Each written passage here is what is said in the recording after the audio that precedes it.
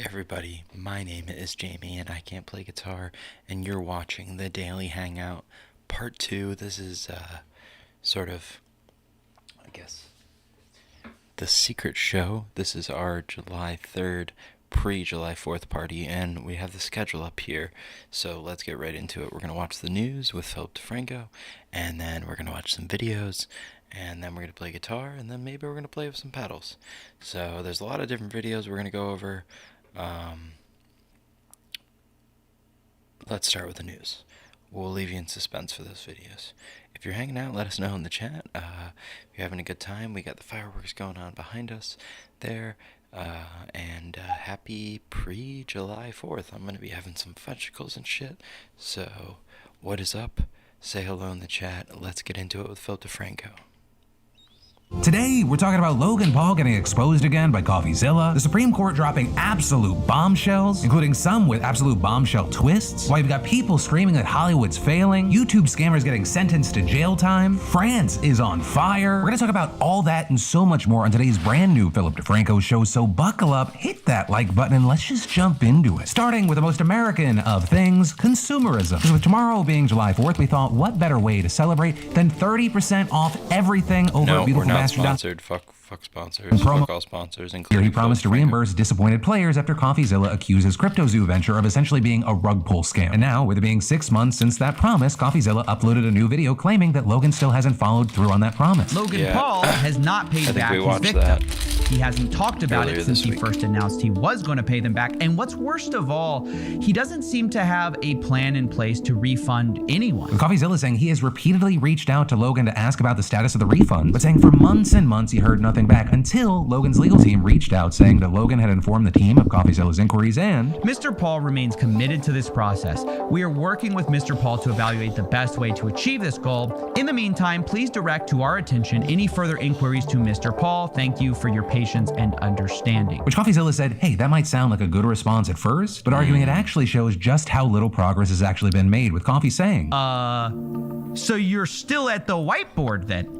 Guys, this is a statement you say when you have no plan or you're stalling. With him going on to say that there could be a handful of reasons that Logan has made no progress or statements here, including the fact that he's facing a lawsuit over CryptoZoo. And while he argued that he didn't think the lawsuit would be a good excuse, it would likely be something Logan references when justifying his silence. Though also saying there's a chance Logan just doesn't want to pay the money back or is stalling, which he says would be unacceptable for the people who want their money back. Though obviously, with this last part here, we're living in a land of speculation. When no full updates or statements are being made, it makes sense why people are there. And then, one of YouTube's biggest scammers is now going to prison, and before you start saying it in the comments, I'm not talking about like Austin McBroom or Logan Paul, but instead a guy by the name of Jose Terran. And if that name doesn't ring a bell, it's because Jose wasn't actually a content creator at all. Instead, he and his co-conspirators were able to scam $23 million from content creators over 5 years just using YouTube's own Content ID tool. And while they were able to do this for a while, things started to fall apart back in 2019 when the IRS started looking into bank accounts opened under fake names linked to Jose. And we now know all the exact details because in 2022, Terran's partner in crime, Webster Batista Fernandez, admitted guilt, forcing Terran to finally admit to everything earlier this year, and now he's getting sentenced to 5 years in prison. And with this, we gotta talk about how the scam worked. So starting in 2017, Terran and Batista started the record label Mediamove. Except in reality, Mediamove didn't really represent any clients. Instead, these two would just identify songs that didn't seem to be represented by anyone on YouTube's Content ID system and then claim ownership of those songs. And that would allow them to put claims on videos using those songs and get the revenue and royalties. With the two eventually even getting to a point where they had 8 employees just scouring YouTube for recorded songs that were just not actively monetized. And then they just claimed that they owned them. However, there was this hurdle they had to get past. By just starting a record label doesn't get you access to YouTube's Content ID backend known as CMS. Which I will say, I know there are a lot of complaints that people abuse the system, but the reality is that it's actually a fairly closed system with relatively few companies having access to it. In fact, it's so closed that most creators and large media companies don't even have direct access to that backend, instead relying on digital rights management companies to handle their claims. And actually, because of that, Terran's Mediamove had to partner with digital rights company AdRev to put in claims for its 50,000 stolen songs. And even though this gives AdRev a small cut of the proceeds, it also has the added benefit of adding a layered facade to the whole scam. Because when AdRev would claim a video with the stolen song, it would just tell the uploader that AdRev was claiming the song. It didn't have to say that it was for Mediamove. And this also let Mediamove avoid the other copyright option on YouTube, the DMCA takedown, which is really important because that entire process is mandated by law and it would open up Mediamove to much more scrutiny about its actual ownership of those songs. But all in all, this partnership with AdRev led to $23 million stolen from content creators, $6 million of which Terran is believed to have pocketed himself, and the rest being split between Batista, who has also been in prison, and possibly upwards of 5 other conspirators who have yet to be charged. What possibly led to Terran's downfall was the fact that he refused to back down when content creators push back against his claim. Because the reality here is that this scam isn't a new one, but normally the scammers just target songs with multiple rights holders such as remixes, or they go after videos using a ton of infringing content like compilations in order to get a portion of the money and hide among all the other claimants. But Jose was different. He forcefully tried to get 100% of the revenue. But also with this situation, you have people Greedy going, yeah, we got the bastard. individual actors, but also there's a big question about AdRev's culpability. Because so far, they haven't been in Yeah, how any do they legal not trouble, and they have know? fully cooperated with the IRS and Arizona authorities, which has led people to believe they were legitimately duped. YouTube itself also managing to dodge getting in trouble, although the story just kind of highlights the frustrations many have with Content ID. Or many feel that it's already widely abused and that there's got to be a better way. Or like, how did MediaMov legitimately trick AdRev into thinking that they had a library of 50,000 songs when they were nobody? And then on top of that, what exactly is YouTube supposed to do to make sure that every claim is legitimate? And there seems to be a few angles that it tries, even though many feel like it isn't enough. First off, it tries to limit who actually has access to the Content ID system, which on one hand, this forces creators and artists to work with third-party companies like AdRev, which can be frustrating because it gives them a cut and it takes the power away from the actual copyright holders. But on the other hand, it allows YouTube to only have to watch over a few major players in the space. And actually, speaking of which, has been going on a crusade over the last few years to remove companies with CMS access that don't meet certain standards. And that, alongside implementing new rules that are supposed to make sure that companies more clearly state what they are claiming in videos. However, importantly, none of that exactly stops a situation like the thing that we're talking about today. Because as we've talked about on the show, it feels at times almost impossible to try to police things at this scale. Or even if there is a near perfect system, the stuff that slips through the cracks, you could still be talking about tens, if not hundreds of millions of dollars. And so at the very least, it's good to see some sort of accountability here, and you hope that it scares others away from like being a part of other things like this in the future. But honestly, when there's millions of dollars up for grabs, even if you're doing something illegal, people are going to try. And so in the meantime, we're going to have to wait to see what the big players, whether it be AdRev or YouTube, do to try to address these issues. And then Hollywood is flopping at the box office right now. Or we just had Indiana Jones 5, which reportedly cost $295 million I heard this sucked. before marketing, only bringing in $60 million this weekend. All but guaranteeing they're going to take a massive loss on that movie. Variety even reporting that it is in a worse position than The Flash, which is really saying something considering that movie cost $100 million less. Over the weekend, you also had Teenage Kraken releasing, which had some names attached to it, including YouTube's own Liza Koshy. That reportedly cost $70 million to make. It only made $5.2 million domestically. So we've seen people popping up saying, oh, is this the end of the movie theater? We're going to see one of the worst summers as far as the box office goes? And my non-expert opinion is I don't think necessarily. I mean, Across the Spider-Verse just brought in, what, like $340 million domestically and had a total of $600 million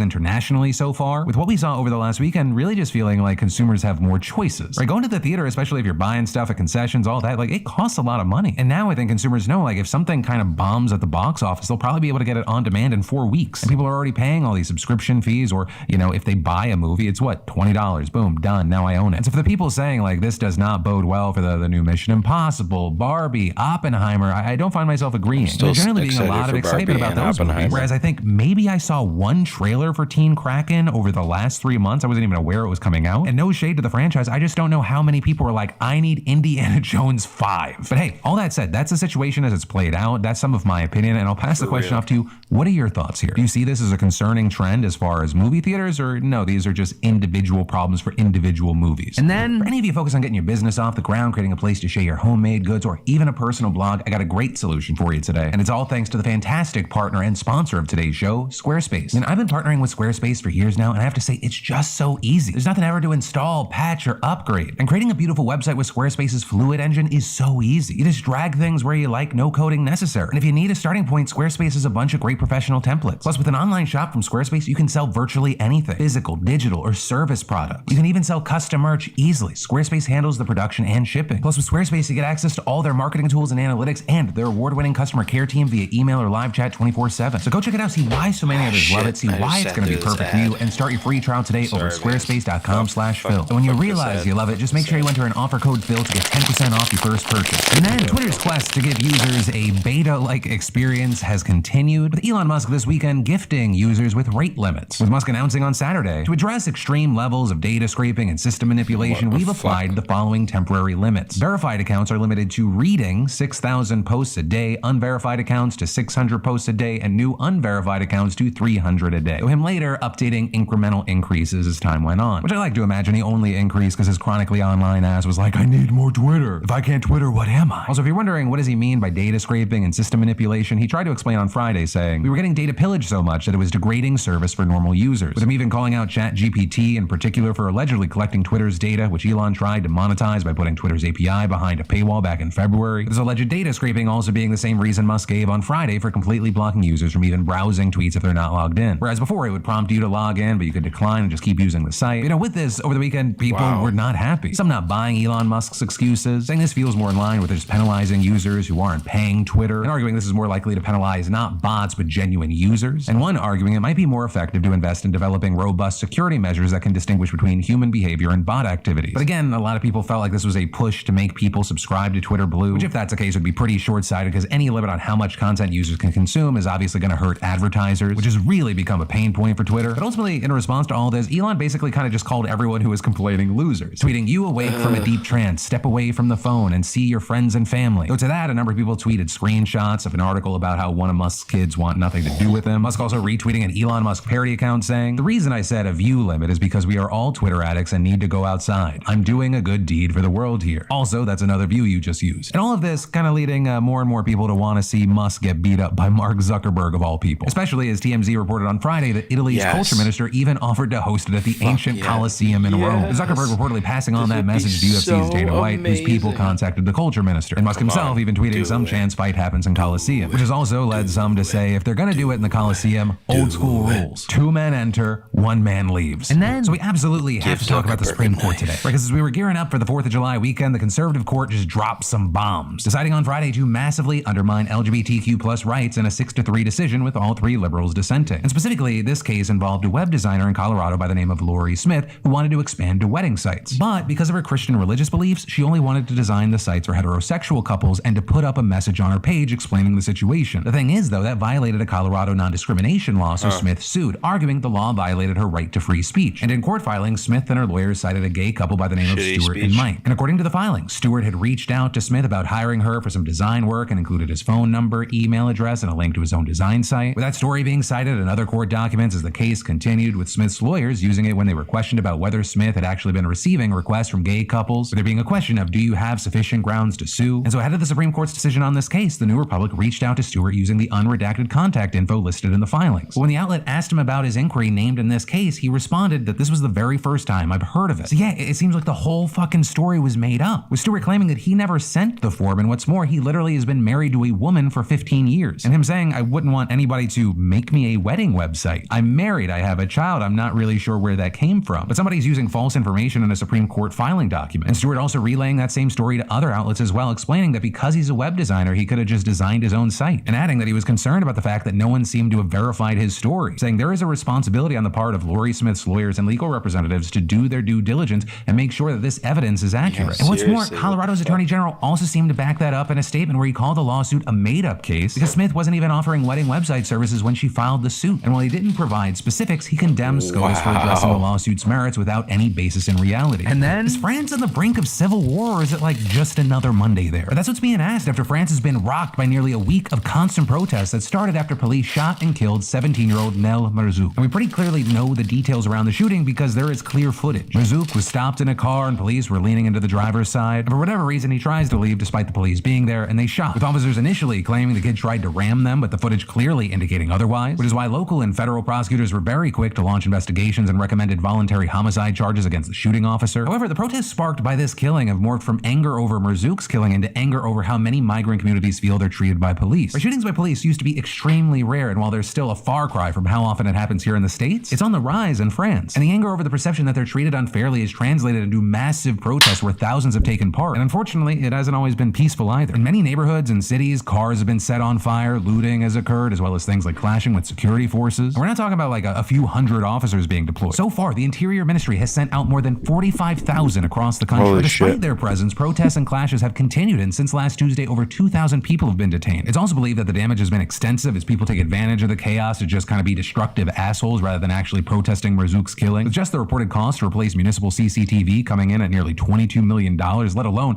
everything else that's been destroyed. And it's because of this, as well as shocking images of buildings on fire, that many conservatives both within France and abroad have reshaped the narratives around the protests. Right? Instead of being about a large minority group's grievances with how they see themselves being treated by the authorities, the narrative that some are pushing is that this is some kind of uprising against France by migrants and the first sign that it's doomed. I mean, you just look on Twitter, hashtag France has fallen, picking up a lot of steam, leading to tweets like France has fallen, in a few years it will become the first Islamic republic in Europe. And actually, it's not surprising that tweets by Paul Golding have been at the forefront of the hashtags, as he's the leader of Britain First, a very far-right party that's extremely anti-immigrant. And what's worse is that a lot of the images images and videos being thrown around by the people claiming that France is on the brink of collapse are just flat out misinformation. Things like this video of a large building burning with the text, "This is what globalism and mass third world immigration did to Western civilization," except that is actually from Dubai. Though to be very clear, that is not to say that fires, looting, and worse are not happening. They absolutely are, and the most shocking thing was an attack on the house of Paris's mayor, something that's even been described as an assassination attempt. But outside of that, which has been described as an outlier by experts, which most in France have condemned, the scale of the destruction is not nearly at the scale that France isn't used to. Right, when it comes to France, huge protests are not uncommon. In fact, they happen so often that it's joked that it's a national sport there. And adding to the complexity of the situation is that many within the Muslim migrant community within France are trying to call for peace and calm. And that includes the grandmother of the grandson's death who kicked these protests off, with her yesterday telling protesters that they should not damage the schools, not break the buses. It was the moms who take the buses. And this is French leaders are also looking for solutions, with President Emmanuel Macron announcing that he would be meeting with protest leaders to understand deeply their grievances. But either way, that is where we are right now. These protests are a very big deal. It has been destructive at times. But also in this chaos, be careful what you're seeing and what you're believing. And of course, as always, we'll try to guide you through it. And that's where today's daily dive into the news is going to end. Hope you have a great rest of your day. I also hope that you have a fantastic July 4th. We'll be out for the holiday, but then right back here on Wednesday. So as always, my name's Philip DeFranco. You've just been filled in. I love yo faces, and I'll see you Wednesday.